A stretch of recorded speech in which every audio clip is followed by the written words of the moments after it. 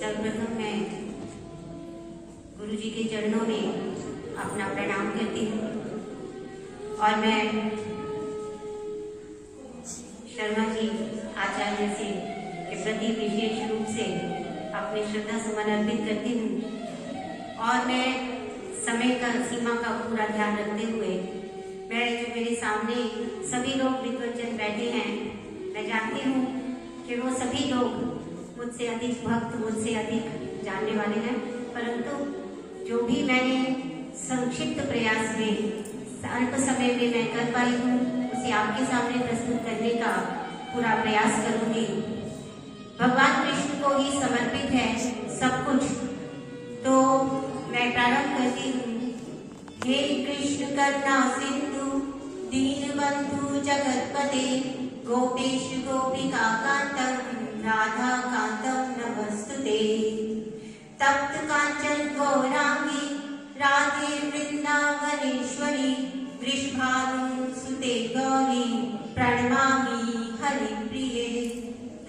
नारायणं नमस्कृत्य नरं चैव नरोत्तमं देवीं सरस्वतीं व्यासं ततो जयमुदीरये। रामाय रामभद्राय रामचन्द्राय वेधसे रघुनाथाय नाथाय सीताया पतये नमः। नमामि भक्तवत्सलं कृपालुशीलकोमलं भजामि ते पदाम्बुजं अकारुष्णिनां स्वदाम्बदम्। राम रामेति रामेति रमे रामे मनोरमे सहस्रनाम तत्तुल्यं राम नामे वरानने। अब मैं प्रारंभ करूंगी श्रीमद् भागवत पुराण की जय बोलते हुए। जो भागवत पुराण का प्रथम स्कंद है, प्रथम स्कंद मुनियों की जिज्ञासा प्रथम अध्याय का नाम है, और वहां से भगवान का परिचय प्रारंभ किया गया है और फिर ये कहा गया है कि क्यों भागवत ही हमको जो है वो पढ़ना चाहिए और किस प्रकार से हमें इसका पाठ करना चाहिए। जो प्रारंभिक शब्द है वो जन्माद्यस्य यतः, जन्माद्यस्य यतः जो है वो वेदांत दर्शन का भी प्रथम पद है, और वो प्रथम पद अर्थात वो ब्रह्म जिज्ञासा यहाँ से आया, और वेदांत जो है वो ब्रह्म शब्द से प्रारंभ हुआ, अथ शब्द से प्रारंभ हुआ, जिसका अर्थ यह था कि जो कोई भी जन्म लेता है उसे भागवत पढ़ने का अधिकार है, उसको प्रार्थना करने का पूरा अधिकार है। तो इस प्रकार से हमारे प्रभु कृष्ण जो है वो समो अहम सर्वभूतेषु, वो अपनी प्रतिज्ञा को पूरा करते हैं कि मेरे लिए सभी के सभी प्राणी जो हैं वो एक समान है, कोई भी मेरा नाम ले सकता है, कोई भी मेरे काम आ सकता है। तो यहाँ प्रारंभ होता है जन्माद्यस्य यतो अन्वयादिश्च इतरश्च अर्थेषु अभिज्ञ स्वराः। एक एक पंक्ति को लेकर चलूंगी। जन्माद्यस्य, यहाँ पर जन्मादि है, जन्मादि अर्थात जन्म, उत्पत्ति, फिर पालन और संहार, ये तीनों ही आदि में आ जाते हैं। अस्य यानी कि इस ब्रह्मांड का सब कुछ जो है वो भगवान है। और क्या कहते हैं, यतो अन्वयादि, यथा अन्वयादि, अन्वयादि यानी जो प्रत्यक्ष है, और इतरश्च अर्थात जो अप्रत्यक्ष है, जो नहीं दिख रहा है, वो सब भी अर्थेषु, उन सभी उद्देश्यों को जो जानने वाले हैं, अभिज्ञा अर्थात पूर्ण रूप से जानने वाले हैं, वो स्वराट है, अर्थात वो स्वतंत्र है। फिर कहते हैं तेने ब्रह्म विद्या आदि कवये मुह्यन्ति यत्सूर्यः। उन्होंने तेने अर्थात दे दिया ब्रह्म अर्थात वेद को, और कहा हृदय, हृदय में स्थित कर दिया उसको। आदि कवे, आदि कवे जो शब्द आया है वो ब्रह्मा जी के लिए आया है। आदि कवि को कैसा दे दिया है, वो ज्ञान दे दिया है। ऐसा ज्ञान मुह्यन्ति यत्सूर्यः, बहुत प्रकार के जो मुनि हैं, ऋषि हैं और देवता भी जिस ज्ञान के लिए मोह को प्राप्त हो जाते हैं,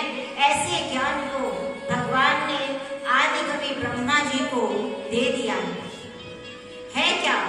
जैसे तेजो वारी मृदा यथा विनिमयो यत्र त्रिसर्गो अत्र वृषा, त्रिसर्गो वृषा। अर्थात वो कहते हैं जिस प्रकार से तेजो वारी मृदा यथा, जिस प्रकार से जो तेज है अर्थात जल, अग्नि में जल और जल में थल और थल में जल, जिस प्रकार ये ब्रह्म उत्पन्न करने वाला है और जिस प्रकार ये त्रिसर्ग, त्रिसर्ग अर्थात ये जो त्रिगुणमय सृष्टि है, ये जो त्रिगुणमय जगत है, इसमें कैसा ब्रह्म होता है? जागृत अवस्था, स्वप्न अवस्था और सुप्त अवस्था, ये जो तीनों जिस प्रकार से ब्रह्म उत्पन्न करने वाले होते हैं, त्रिसर्गो अवृषा।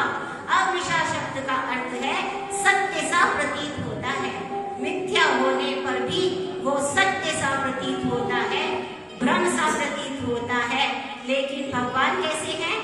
धामना स्वेन सदा निरस्त कुहकम सत्यम परम धीमहि।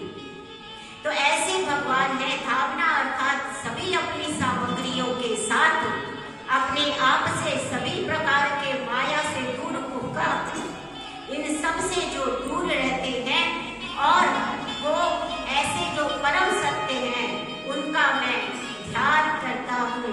अर्थात भगवान का यहाँ परिचय दे दिया गया कि भगवान ही इस संसार के पूरे ब्रह्मांड के आदि भी हैं, पालक भी हैं, संहारकर्ता भी हैं, सभी प्रकार की माया से दूर रहते हैं और स्वयं प्रकाश से सारी माया को दूर कर देते हैं।